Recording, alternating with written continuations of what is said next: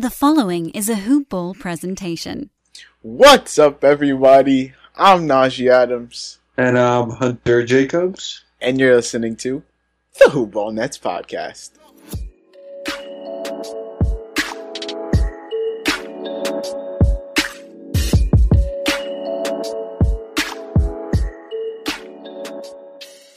Yes, that is right. We're back with another episode. 2 episodes in less than a week. Like we said, this new way we're doing stuff is going to allow us to bring you way more consistent episodes. And I want to say that this episode is going to be short, but I said that last time and ended up being the longest episode we ever did. So it should be short. We're really only covering like 3 topics. It just depends how in depth we go on those topics. Yeah, I don't think that we gauge how much the two of us can talk about something. So I don't know how long this episode is going to be. Hopefully it's as long as you guys like. But before I get into that, I didn't do the intro last time, so let me make sure to do it this time. Make sure you guys subscribe to the Hoop Ball Nets podcast on Apple, iTunes, Stitcher, Spotify, iHeartRadio, wherever you listen to your podcast. Press subscribe, leave a 5-star rating and review. All reviews are getting read on the podcast. It really only takes like 2 minutes to do, and it helps us out a ton. So we'd really appreciate it if you do it. Subscribe to us. I said subscribe. Follow us on Twitter at HoopBallNets. Reach out to us. Let us know what you think of the podcast. Give us your questions, concerns, feedback, anything. We'd love to hear from y'all. And shout out to Hawaiian Now's Kona Coffee Company for sponsoring this podcast and every other Hoop Ball podcast. You can find them at High Kona Coffee on Twitter, HIKONA Coffee, and you can search their products up on Amazon. Hunter and I have tried them, and they are incredible, so make sure y'all go check them out. So, boom. We're back. And this episode, we're mainly going to focus on 2K ratings. And the post that was posted on netsdaily.com about KD's right Achilles tear and how it could possibly mean that he returns before his expected date of basically missing the entire season. But we'll get to that later. Before we start, I do want to read the one review that we did receive. It is from Jacoin23. 5 stars, of course. Best Nets podcast. He kept it simple. He said it's the most entertaining podcast on the Nets, and it's one of their favorite podcasts overall when it pops up in his feed. Thank you, whoever you are, for leaving us that review. I hope y'all go leave one as well. And yeah, like we said, all of them getting read on the podcast. But yeah, let's get into it. Oh, also, we did get a listener question, and it also gives us the time to address something. So the listener asked us a question on Twitter. We asked for any Nets-related questions that y'all might have. And he said, I am a Knicks fan, embittered by this offseason, and to name a Nets player that he should draft anyway and to explain why. That is from Alex Khalifa, a.k.a. Good Guy in Sports. So, one, I just want to say I'm sorry that you're a Knicks fan, because that is absolutely tragic. And you know a good amount of Knicks fans. Yeah, I don't want to like say too much about. I don't want to rag on the Knicks too bad, because you clearly are a listener and you're loyal, obviously. So I don't want to violate you too much. But all I'll say is sorry. And name a Nets player you should draft anyway and explain why. When you say draft, I'm guessing you mean fantasy basketball? Yes. So the thing about that is, so obviously Hunter and I podcast for Hoop Ball, the Hoop Ball Nets podcast. Hoop Ball is primarily known for being a fantasy basketball website, but Hunter and I do not host a fantasy basketball podcast. That does, because we seem to get like a lot of fantasy basketball questions, and we're fine with them, obviously. Because we do play fantasy. We are pretty good at fantasy ourselves. My real specialty is in the daily DFS things aspect of it, but I'm pretty solid overall in fantasy. Yeah, Hunter and I both write articles weekly for Hoop Ball when the fantasy season is going. I write articles called Stock Watch every week, basically. And mine is the week ahead.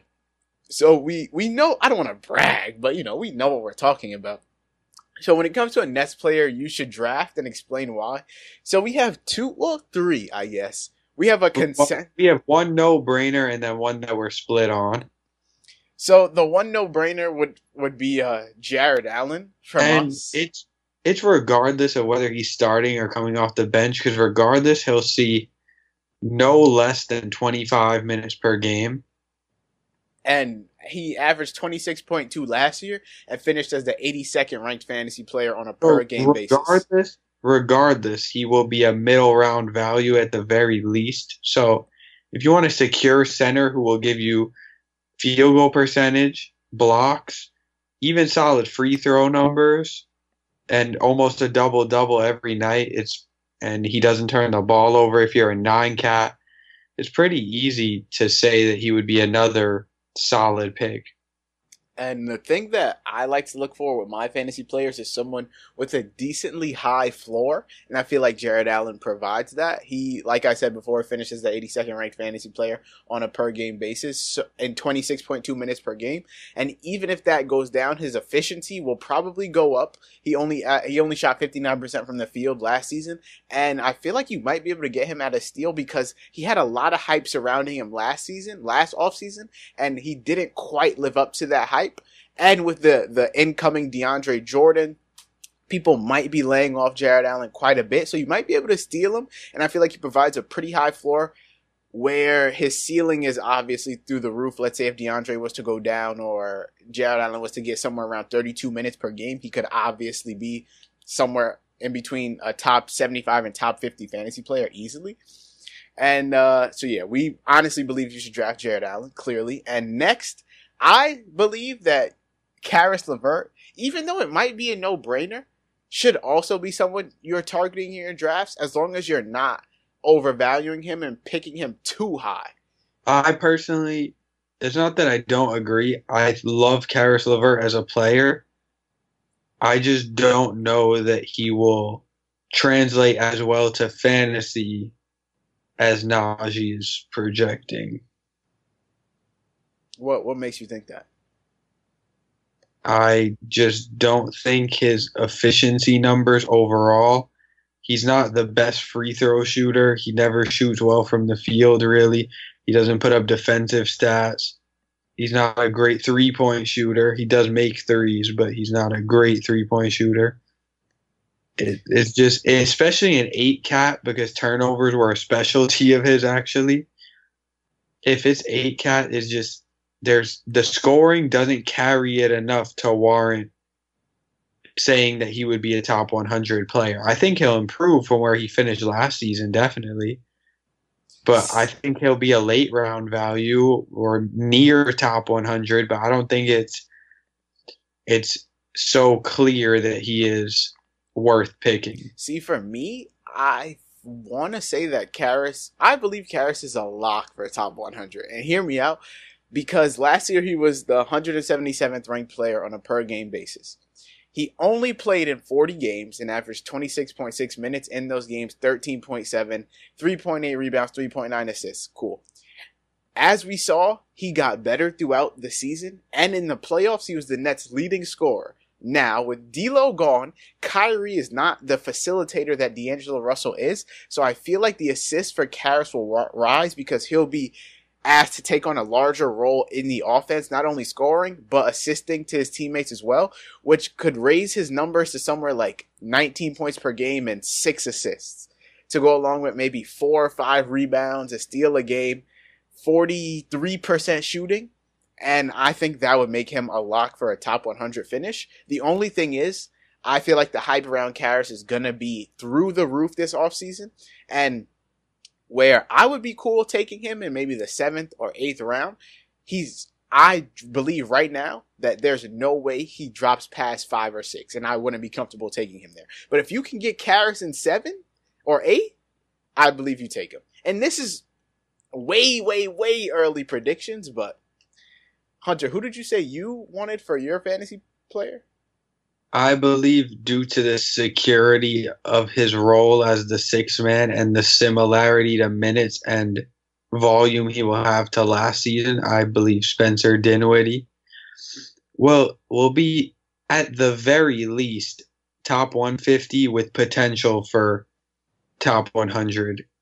It's just he's more of the high floor that you were talking about, because he averaged 17 points a game last year in 28 minutes.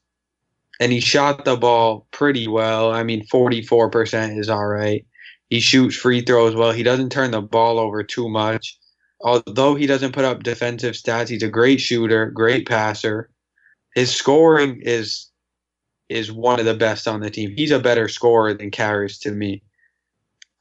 Since KD's not playing, he's probably the second best scorer on the team. I don't know. Karras was averaging almost 20 points per game before he went down. That was pre-injury, and we haven't seen what he can really do. Maybe a week into the season, I'll see something different, but I say he's got an off-season of training under him. He looked good in the playoffs. Spencer Dinwiddie proved a lot to me this season. His game against the Rockets, all the clutch shots he hit. Pistons. He was huge overall in helping the Nets lead the league in game winners. So, on top of, he has such a confidence about him that I just don't see him dropping from where he was last year. If anything, I believe he would improve. So, yeah, there's one last thing. A sleeper pick based on the potential role he could have with KD out is Taurean Prince. I wanted to say Taurean Prince, but I was kind of skeptical because he's a turnover machine. I still believe that Taurean Prince could sneak into top 80. Top 80? Yes. If he is a starter and he gets starter minutes around 30, being that they need to fill a hole at small forward, power forward, I believe he has the skill set good enough to crack that number. So what do you think is worst case scenario for Taurean Prince? Around where Karras finished last year, like 180, 170, 160. I don't think there's any chance he's outside top 200. I don't think so either. He will average at least 12 points a game, and he'll put up at least a steal and a half a game. And he'll hit threes, and those three things enough will get him at top 180 at the very least, and worth owning in most leagues. So there you have it. In short, we recommend Jared Allen, Spencer Dinwiddie, Caris LeVert, and Taurean Prince. And like I just said, this is supposed to be a short episode, and we spent about 12 minutes talking about fantasy basketball before we even got into what we wanted to talk about. But on to the 2K ratings. Before we get into them, I just want to ask, do you really think players care about 2K ratings? Yes. I do too. You see how many of them tweet about it? I do too, and it's crazy because while it is a video game, in some way it has to mess with them. If you, like, for example, we're a podcast on the Nets. Let's say some random company was to give us a 75 overall, and then they gave another Nets podcast a 80. Wouldn't we be like, well, I feel like we're kind of better than them? Like, it's a way to be graded by someone that isn't in the same sport as you and compares you to your peers.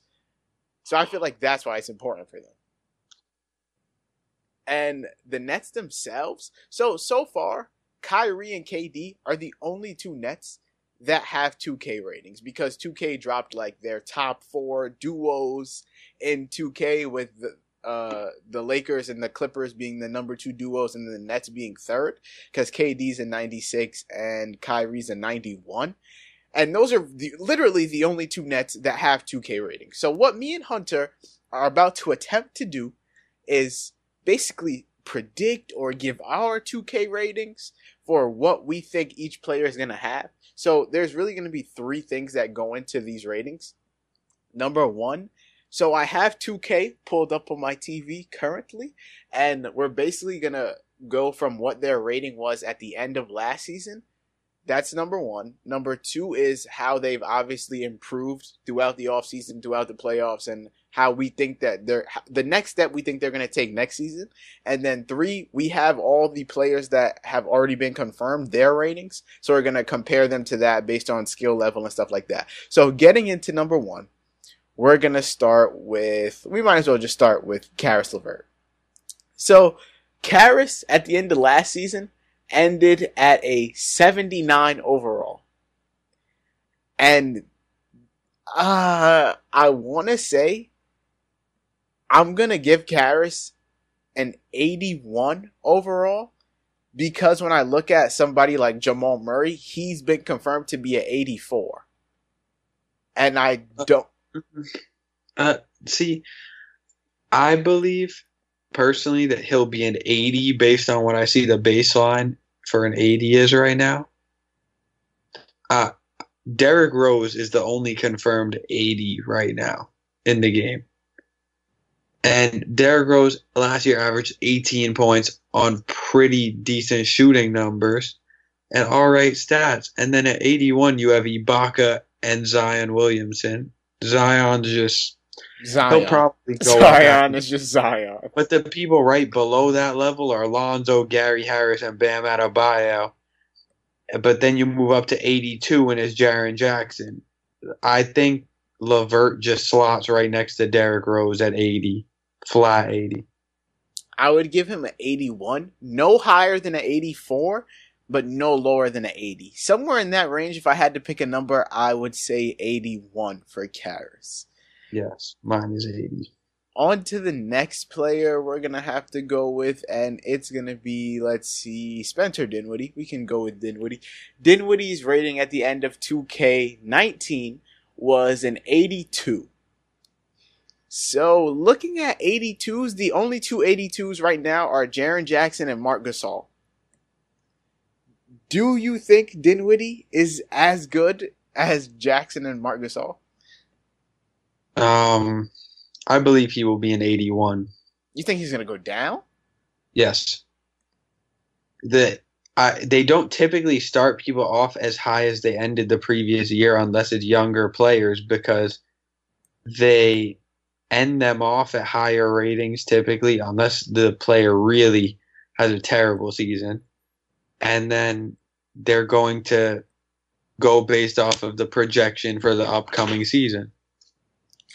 So, for Dinwiddie, I don't know why his rating is so tough, but I would probably say he's in maybe a flat 82 again, because once again, he's not going to be any higher than Jamal Murray at 84, and I don't think he's going to be any lower than Marc Gasol at 82, so I'd probably give him an 82. I say they leave him at 82. Because yeah, 81 for him. So you have Karras at 80, Dinwiddie at 81, and I have Karras at 81, Dinwiddie at 82. Yes. Boom. So let's go to Joe Harris next. Joe Harris ended 2K19 as a 78 overall. And I actually was going to say before you said that, because I see Evan Fournier at a 78 right now. RJ Barrett also has a 78. And I believe that Joe Harris is like right at Evan Fournier and Ricky Rubio's level in terms of impact, which is why I believe he stays at 78. That's not a knock to him. Those are both good players. Like, I just think due to the limit of his skill set, like, he does do a lot, and he is underappreciated, but there's a common belief with Harris that all he does is shoot threes, and that tends to hinder his rating, so he'll probably just be around a 78 again. Yeah, I don't think they give him a higher rating than Gary Harris. So I'd probably give him a 78. I say they leave him at 78 like he ended the season. Yeah. And then the next player we can go to is, let's see, DeAndre Jordan. DeAndre Jordan ended last season at a 83 overall. I say, looking at the 83s, there is no confirmed 83, but like I said, Jamal Murray's 84 and Jaren Jackson's at 82, so he'd slot right in between Jamal Murray and Jaren Jackson. I say the lowers overall. I say they make him a 79. I believe he will be an 80 flat. That was what I was gonna go with that. All right, I'm changing my answer. I'm going 80. Yeah, I say they'll disrespect him into the 70s because he's still a solid player. I just think they will lower him based on how stacked the team is overall. So, since we're already talking about centers, yeah, I say they give him 80. Since we're already talking about centers, Jared Allen is a clean 82 right next to Jaren Jackson. which is crazy because he finished the season at 81. So I believe he'll move up to an 82. yeah, I say they put him right with Marc Gasol and Jaren Jackson at 82. Which, if you've ever played 2K, having two centers that are in the 80s is the most annoying thing, because when you auto do the lineups, it puts one of them on the bench. It's the most infuriating thing when you're making a My League. But yeah, I say Jared Allen is probably an 82. So right now, I have Allen 82, Dinwiddie 81, LeVert and DeAndre Jordan at an 80, and Joe Harris at a 78. See, you have the same thing with just Dinwiddie 81. No, Dinwiddie 82, LeVert 81. Yes, there we go. Because we both have Joe Harris at 78. Yes. And so next up on our list, we have Taurean Prince. Wait, so before, you want to just say what Kyrie and KD are? I did already. You did? Okay. If you did, let me just say it again though. Kyrie, for reminders, Kevin Durant is a 96. He's tied for the second highest overall in the game with Harden and Antetokounmpo. And Kyrie. It's so crazy that LeBron had like a quote unquote off year, and Kawhi led the Raptors to a title on his back, and LeBron is still the top rated player in the game. Because LeBron is the best player in the league. It's so crazy. It's so crazy. And then Kyrie is 91. He and Joel Embiid are the only two confirmed 91s in the game right now. And then I will say, so as a Celtics fan, this is going to sound kind of salty, but like I was saying this after the playoffs last year, or right as soon as the Thunder Blazers series ended, that I thought you're going to say Damian Lillard. That Damian Lillard is better than Kyrie Irving. And I love that 2K actually represented my thought. So Kyrie's the third highest ranked point guard in the game right now because Damian Lillard is a 92. Which I feel like is... Damian Lillard is the second best point guard in basketball. Kyrie but it's arguable. You can argue it. It's not set in stone. Series, until he redeems himself, it's really hard for me to see that. It's not set in stone to me. This guy shot 29% in an entire series, and it was all bad games. Okay, people have bad series. Okay, yeah. This guy's supposed to be clutch. Let's not forget that Dame let his team get swept by Anthony Davis and the Pelicans a couple of years ago. Let's not forget that Dame led his team to the conference finals this year. Okay, but Kyrie is an NBA champion, so. And he was with LeBron. And he also hit one of the clutchest shots in NBA history. You're right. And what did he do this year? What did Dame do 2 years ago? What did Dame do this year?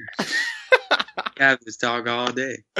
Okay, moving on. Like I said, Taurean Prince finished last season as a 77. I was about to say a 97. No, he finished it as a 77. And I believe they disrespect him and put him at a 76. Who's a 77 right now? A 77 right now, DeAndre Hunter, Darius Garland, Monte Morris, and Nicholas Batum. I believe they'll put him at a 76 and disrespect him, and he'll have to earn it to move it up.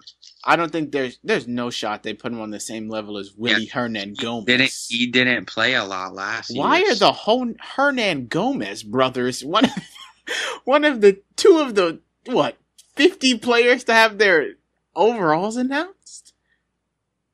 Why are they two of them? Whatever. All I know is I think that Taurean Prince is going to have to earn his overall. He's going to start at like a 76 and have to work his way up. Because they're not going to stack the Nets with all 80, 79, 80. They're going to have to lower some players.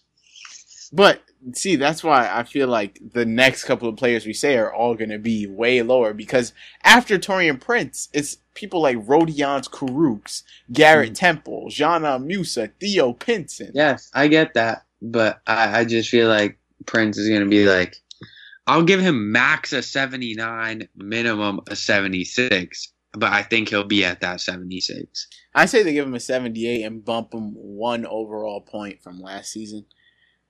And the next player, like I said, is Rodions Kurucs, who finished last season as a 75. And I keep him at a 75, which is what I was going to say. Yeah, I don't think right in between the Hernan Gomez's. Hernan Gomez. I don't think he gets a boost because he didn't do too well in the playoffs, and his summer league performance also wasn't that great. I don't know if 2K takes into account summer league performances, but regardless, yep. I feel like they'll keep Kurucs at a 75. And then we have Garrett Temple, who finished last season as a 73. Right now, I put him at a 74 with Wancho. Garrett Temple. 74. So I don't think they make him any worse than Anfernee Simons, who's a 72. And I don't think they make him any better than Frank Ntilikina, who's a 73. So I say he's better than Frankie. Come on. We only think that because is he better than Frank Ntilikina though? Yes. This guy Frank is garbage. I'm sorry, but is he better than Juancho? That he's not. Yeah, that's a tough one. I'm saying he's 74, right next to Juancho. Okay. I give him a 73, right below Juancho. And then we have Jana Musa. He's a flat 46. He finished last season as a 71. I'm giving him a 70. I say they make him a 69. 69. Flat 70. 69 for Janan. And then moving on, we have Theo Pinson, who finished last season as a, 69? 68. He finished last season as a 68. Now I think they bump him up to 69. Yeah, I think they bump him up to 69 too. And y'all might be thinking, if you don't play 2K, they don't really make the ratings too crazy from year to year. So if we're saying numbers within the same realm, it's because 2K is not going to raise someone unless they have a crazy season from something like 70 to 85. Like even D'Lo who finished last season as an 87, he'll probably only be like an 88. There's no way they make him a 90.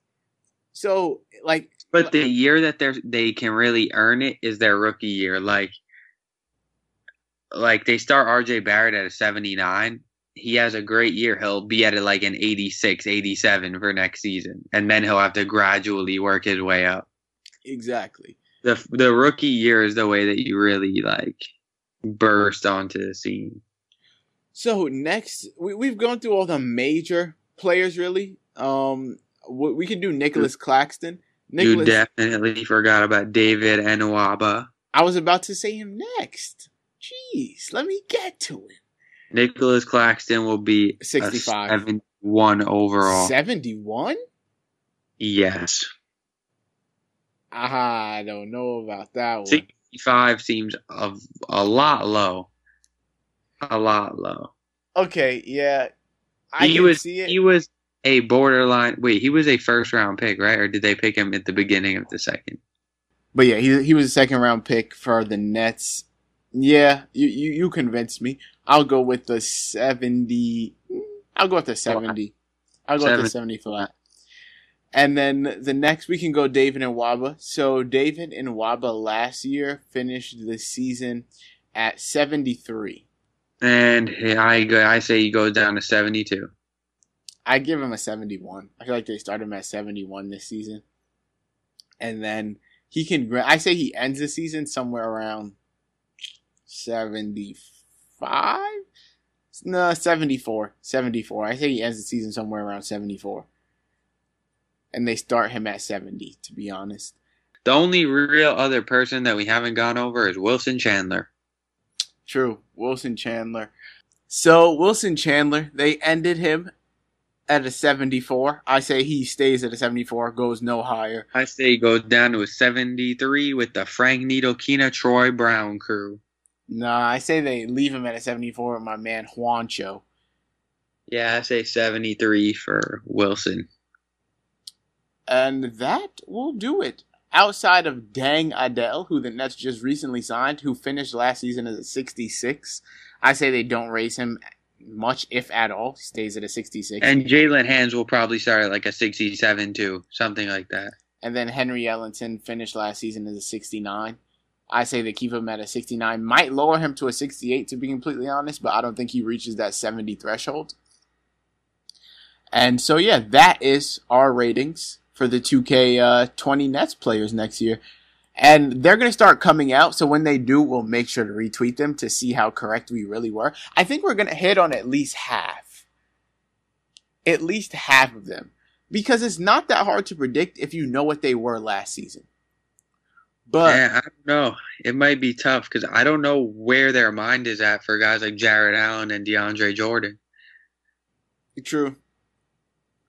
Because they take into account... The Nets have one of the most unpredictable rosters to give ratings for. They have one of the most unpredictable rotations. Balanced. Yeah, they're so balanced. And we were gonna put the KD Achilles research in this episode. We figured we saved that for another episode because we can honestly go. We'll do another episode this weekend, and it will probably be 30 minutes about this because it's such a crazy topic that can be covered in detail, and we want to give all the details on why KD can be back and help them win a championship this season, which is contrary to popular belief. But all we'll say is that out of this one, because if we put it in, it will go for an hour, maybe more. All we're going to say is that our minds were definitely, our opinions have been swayed. Saying that the over-under on KD games, he said under one, is definitely over Definitely over one. That's all we'll say for now, though. We're going to end this podcast by predicting or just flat out stating who we think the Nets should play on Christmas Day. I think there's really only two options. Well, I think the no-brainer team is the Celtics because of the Kyrie drama, and everyone wants to see Kyrie play the Celtics. Yes. But then from a Celtics point of view, do they play the Nets or do they play the Sixers, who are already sort of a rival of theirs, who added Al Horford? So it's whether you want to play Al Horford or play Kyrie Irving, which the more entertaining one would be playing Kyrie. So I think it'll end up being Celtics Nets. The Nets' only other option really is the Knicks because of the whole battle for New York thing. But the thing is, does the NBA want to put the Knicks, take up a slot in a Christmas Day game for the Knicks? The thing is, though, they still are the Knicks. It's the Knicks. They still are the Knicks. Exactly. They'll watch regardless. But I don't think that the storyline is as good between the Knicks and the Nets as it is for a team like the Nets and the Celtics. That's true. I think it should be Nets Celtics. Because everyone is going to want to see when Kyrie plays the Celtics, can he beat them? Who are the Warriors going to play? A duel. The Warriors? Because they usually play like whatever team has LeBron. But the Lakers are definitely going to play the Clippers. Yeah. I mean, the Warriors will be playing. There's no doubt about that. Maybe they'll play the Raptors? No, it will either be the Raptors. No, it will probably the Raptors. Maybe the Spurs at a game. They'll probably play like the Bucks because the Bucks have no rival either. But then who do the Sixers play? That's tough. If the Celtics don't play the Sixers, I'm guessing the Sixers play the Bucks. And then the Lakers play the Clippers. The Rockets probably play... Rockets Warriors. Rockets Warriors, yeah. That'll be what it is. Simple. That'll be what it is. That's the show. As long as those two are there. Unless the Rockets play the Thunder. And Westbrook. No one really touched on the fact that Westbrook adds such a dynamic element to that rivalry. But even though the Rockets play the Thunder there anymore, imagine how entertaining that rivalry would have been if KD was still on the Warriors. I agree. I completely agree. That would have been crazy. But Kate what if and Westbrook going at it? the all Rockets three play the teams- Thunder? The Thunder are not touching the Christmas game. They are bottom 5 in basketball this year. You're telling me but they still have Chris Paul, Steven Adams, They Shai are Gilgeous. bottom 5. They're bottom 5. You think they're going to be one of the worst 5 teams in the league? Yes. Are you seriously think that the Thunder with Chris Paul, who's not a bad NBA player, he's just way overpaid, is going to be one of the bottom 5 teams in the league? Name me 5 worst teams now. Suns, most definitely. Why would you pick them first? The Hornets are the obvious option. Okay, Suns, Hornets, Bulls. Please. The Bulls are in question. Suns, Hornets, Bulls, Grizzlies. The Bulls are in question. Magic? No, definitely not. Okay. Pistons? No. There's no Wizards? Nope. How? How not the Wizards? All they have is Bradley Beal. And where did he take them last year? To a better record. But they have Chris Paul, Steven Adams, and Shai Gilgeous-Alexander. I feel you. And you're also forgetting about Danilo Gallinari. Okay, you're making my point. But they, 1, don't have any bench, and 2, one of them will get hurt is Danilo Gallinari and Chris Paul. I'm sorry, they are not last in the season. Regardless, that team is not going to touch near the 12th seed in the West. Okay, but still, it could be like the Knicks. The Knicks aren't going to touch bottom 5. They'll be like the 7th worst. The Knicks aren't going to touch a 12th seed, and we're saying they could play on Christmas. It's all about storylines. It's all about storylines on Christmas. But it's the Knicks. So you're telling me that you wouldn't want to see? You're telling me you wouldn't want to see Westbrook come back to OKC on Christmas and play Chris Paul, and with Chris Paul and Harden reportedly having beef, you wouldn't want to see them play on Christmas? If anything, that is the 12:30 game. That is the first game of the night to get out of the way. That nobody really watches. Yeah, the first one of the day to get it out of the way. But yes, with that, we're going to conclude this episode of the podcast. We didn't go too long. If we would have talked about KD, we would have gone another hour and a half easy, because I have so much to say about that. And y'all will hear my opinions and Hunter's opinions this weekend. I say if we record on Saturday, we'll get it up by Sunday. So definitely by Sunday, maybe even earlier. You'll hear our opinions on the KD right Achilles theories and when we think he's really coming back based on all of that. So make sure you subscribe to the podcast. Look out for that episode. Leave a 5-star rating and review. All reviews are getting read on the podcast. Follow us on Twitter at HoopBallNets. Tweet at us your questions, feedback, comments, concerns, anything you want to say to us. We'd love to hear it. You can follow us individually on Twitter. I'm at Najee, Adams _. If you don't know how to spell Najee, Najee, or you can just look at the bio on the podcast app, and it's right in the description. Just like Hunter's is Hunter _JKR. Shout out to Winehouse Kona Coffee Company for sponsoring this podcast and every other Hoopball podcast. Make sure you guys go check them out. And with that, we'll see you all next time.